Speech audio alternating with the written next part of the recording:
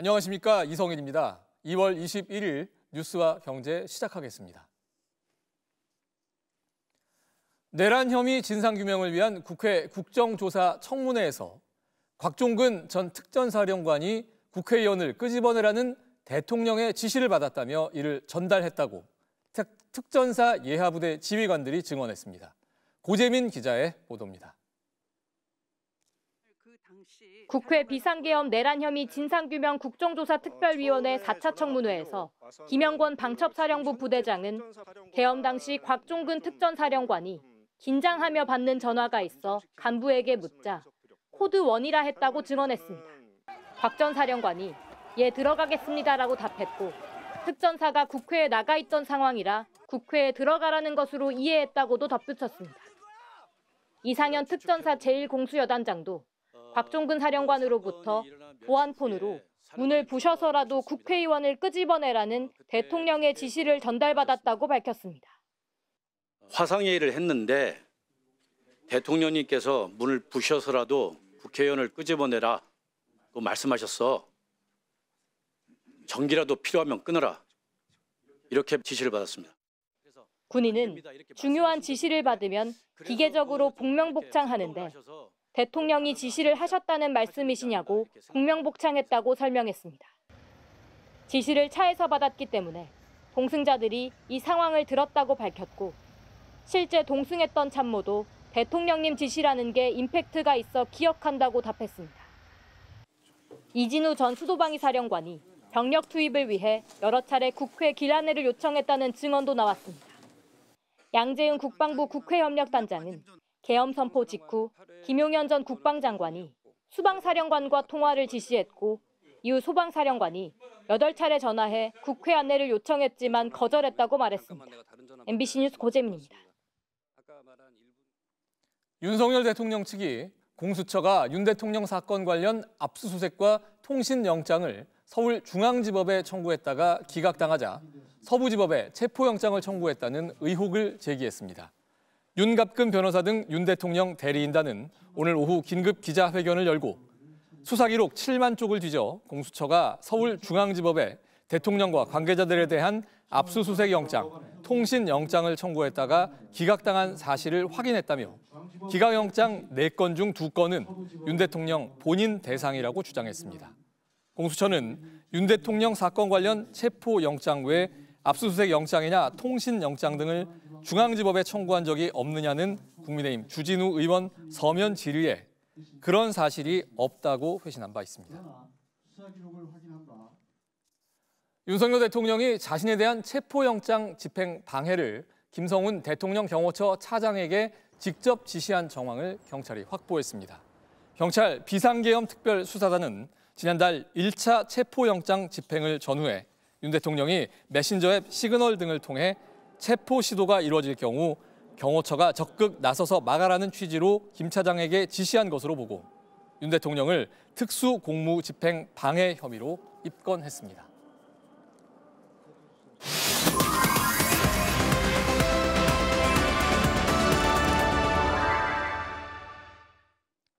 도널드 트럼프 미국 대통령이 전 세계를 상대로 관세 부과를 공언한 이후 다른 국가에서도 무역 장벽을 높이는 움직임으로 대응하고 있습니다. 대표적 품목은 미국이 25% 관세 부과를 예고한 철강입니다. 이유는 지난달 철판 아변 제품 등 중국산 철강 제품 3종의 예비 덤핑 판정을 내렸고 우리 정부도 어제 중국산 후판에 최대 38% 관세 부과를 결정했습니다. 말레이시아도 최근 중국산 아연 도금 합금 제품의 반덤핑 조사를 시작했습니다. 관세 부과 예고로 전 세계 철강 업체들이 미국 수출에 위협을 받는 상황에서 중국 철강 업체들이 부동산 산업 침체로 수요처를 잃은 철강 제품을 세계 각국에 저가 수출하면서 생긴 마찰입니다. EU는 지난해 중국산 전기차에 45% 고율 관세를 부과한 데 이어 전기자전거, 스크류, 소형 작업 차량처럼 시장 규모가 비교적 작은 품목으로까지 덤핑 관세 부과 대상을 넓히고 있습니다. 주요 대상은 중국인데 중국을 상대로 한 전 세계의 무역 조사는 지난해에 이미 2배 넘게 증가했습니다. 미국이 예고한 상호 관세가 실제 부과될 경우 각국이 무역 장벽을 높이는 연쇄 반응으로 대응할 것을 예고하는 분위기입니다. 한편 도널드 트럼프 미국 대통령은 공화당 주지사 협회 만찬 행사에서 신규 관세로 세수가 늘어나면 미국은 소득세를 폐지할 수 있다고 주장했습니다. 뉴스와 경제는 계속됩니다. 간추린 경제 소식 시작하겠습니다. 최태원 대한상의회장을 비롯한 사절단이 미국 백악관 고위 관계자와 만나 한국 기업들이 지난 8년간 1,600억 달러 이상을 미국 제조업에 투자해 일자리 80만 개 이상을 만들었다며 한국의 기여, 협력을 강조했다고 대한상공회의소가 밝혔습니다. 이번 사절단에는 자동차와 반도체, 철강, 조선, 에너지, 플랫폼 등 대미 수출 핵심 산업 대표들이 참여했습니다. 반도체 산업 발전, 데이터 센터 건설 등으로 증가하는 전력 수요에 원전, 태양광, 풍력, 수소 등 무탄소 에너지 중심으로 대응하는 내용을 담은 11차 전력 수급 기본 계획이 확정됐습니다. 정부는 2038년까지 전기 수요가 연평균 1.8%씩 빠른 속도로 증가할 것에 대비해 신한울 3, 4호기 이후 10년 만에 처음으로 원전 2기를 새로 건설하는 계획을 담았습니다. 지금까지 간추린 경제였습니다. 이달 중순까지 우리 수출이 반도체와 자동차 수출 호조로 지난해 같은 기간보다 16% 정도 증가했습니다. 하지만 전체 기업 체감 경기는 넉 달 연속 후퇴하고 있습니다. 김건휘 기자의 보도입니다. 이달 들어 20일까지 수출액은 353억 달러로 1년 전보다 16% 증가했습니다. 지난달 설 연휴로 인해 10%가량 수출이 감소한 이후 한 달 만에 상승세로 전환했습니다. 다만 조업 일수를 고려한 일평균 수출액은 22억 8천만 달러로 1년 전보다 2.7% 줄었습니다. 품목별로 보면 반도체가 22.1%, 승용차가 40.3%, 자동차 부품이 9.1% 늘면서 상승세를 견인했습니다. 반면 석유 제품은 10% 가까이 줄었습니다. 이달 들어 20일까지 수입액은 345억 달러로 지난해 같은 기간보다 7.7% 증가했습니다. 품목별로 반도체가 16.9%, 기계류가 19.9% 증가했지만 석유 제품의 원료인 원유와 가스 등은 수입이 줄었습니다. 수출액이 수입액을 웃돌면서 무역 수지는 8억 달러 흑자를 기록했습니다.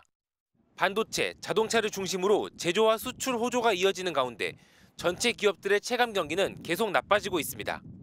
한국은행에 따르면 이달 전 산업 기업 심리 지수는 지난달보다 0.6포인트 낮은 85.3을 기록했습니다. 작년 11월부터 4개월 연속 떨어진 건데 코로나19 팬데믹 영향을 받은 지난 2020년 9월 83.4 이후 가장 낮은 수준입니다. 지수가 100을 밑돌면 기업 심리가 비관적이라는 뜻으로 건설 경기 침체와 내수 부진 등으로 건설, 도소매 관련 기업들이 어려움을 겪고 있기 때문으로 분석됩니다. MBC 뉴스 김건희입니다. 국방부는 병역 미필 사직 전공의들은 앞으로 4년 동안 순차적으로 군의관 등으로 병역 의무를 이행하게 되며 병사 복무는 불가능하다고 밝혔습니다. 국방부 관계자는 오늘 언론 브리핑에서 의사 면허 취득 후 인턴으로 계약하면 의무장교인 의무사관 후보생에 편입돼 수련 과정이 끝나고 복무하게 되는데 한번 후보생으로 편입되면 병사로 복무할 수 없다고 밝혔습니다. 지난밤 뉴욕 증시는 3대 주요 지수가 모두 소폭 하락했습니다. 대형주 위주 S&P 500 지수는 0.43%, 기술주 중심의 나스닥 지수는 0.47% 내렸습니다. 미국 최대 소매기업 월마트가 개장 전 내놓은 실적이 예상에 미치지 못한 것을 두고 시장이 소비자들의 구매 심리가 식은 것으로 해석했기 때문으로 분석됩니다. 한편 올 들어 10% 넘게 오른 국제 금값은 다시 상승세를 타며 사상 최고치를 경신했습니다. 뉴욕 증시 하락에도 불구하고 우리 증시는 지수를 잘 방어했습니다. 자세한 시황은 삼성증권에서 전하겠습니다. 삼성증권입니다. 코스피 지수가 장 막판에 상승 전환에 성공하면서 국내 증시가 상승 마감했습니다. 외국인이 순매도 우위를 보였지만 개인과 기관의 순매수세로 지수가 낙폭을 줄였습니다. 업종별로는 철강주 상승에 힘입어 금속업이 강세였고 보험, 증권, 통신 등 대표적인 방어적 성격의 업종들이 약세 흐름을 보였습니다. 오늘 코스피 지수는 0.52포인트 상승한 2654.58포인트에 코스닥은 6.38포인트 상승한 774.65포인트에 마감했습니다. 투자 주체별 매매 동향을 보면 유가증권 시장에선 개인과 기관이 순매수 우위를 보였습니다. 시가총액 상위 종목이 대체로 오른 가운데 대형 반도체주는 부진했습니다. 삼성전자와 SK하이닉스가 하락했는데 장중 코스피 지수에 하방 압력을 가한 종목들입니다. 그럼에도 불구하고 지수가 상승 전환한 건 2차 전지주와 금융주가 강세를 보였고 미국발 관세 부과 우려에 흔들렸던 현대차와 기아도 올랐기 때문으로 풀이됩니다. 코스닥 시장에선 알테오젠, 리가캠 바이오 등 바이오주가 강한 상승 탄력을 보였고 레인보우 로보틱스도 2% 넘게 오르며 40만 원 선을 회복했습니다. 한편 철강주가 동반 강세였는데 중국산 호판에 반덤핑 관세를 부과한다는 정부발 발표가 호재였습니다. 지금까지 삼성증권이었습니다. 이번 주 내내 추위가 이어졌는데요. 주말인 내일도 추위가 계속될 것으로 보입니다. 내일 아침 서울의 기온 영하 7도, 대관령 영하 15도로 오늘과 비슷하겠습니다. 다음 주 월요일부터는 기온이 차츰 오르면서 추위가 한결 누그러지겠습니다. 한편 내일과 모레 서해안 지역은 1에서 5cm 안팎의 눈이 내려 쌓이겠고요. 수도권과 동쪽 지역은 대기가 매우 건조한데요. 강릉과 제천 등지론 산불 사고가 잇따라 발생하고 있습니다. 바람도 강하게 불어서 불이 번지기 쉬운 상황입니다. 불씨 관리 철저하게 해주셔야겠습니다. 동해안 지역에선 너울성 파도가 밀려들고 있습니다. 조금 전 강릉 강문해변의 모습인데요. 해수욕장으로 파도가 거세게 밀려들고 있습니다. 해안가 안전사고에도 유의해 주셔야겠습니다. 내일 전국 하늘 대체로 맑겠고요. 공기도 깨끗할 것으로 보입니다. 내일 아침 기온은 서울이 영하 7도, 대구와 전주 영하 4도까지 떨어지겠고요. 한낮 기온은 서울이 2도, 청주와 전주 3도가 예상됩니다. 날씨였습니다. 금요일 5시 뉴스와 경제를 마칩니다. 여러분 고맙습니다.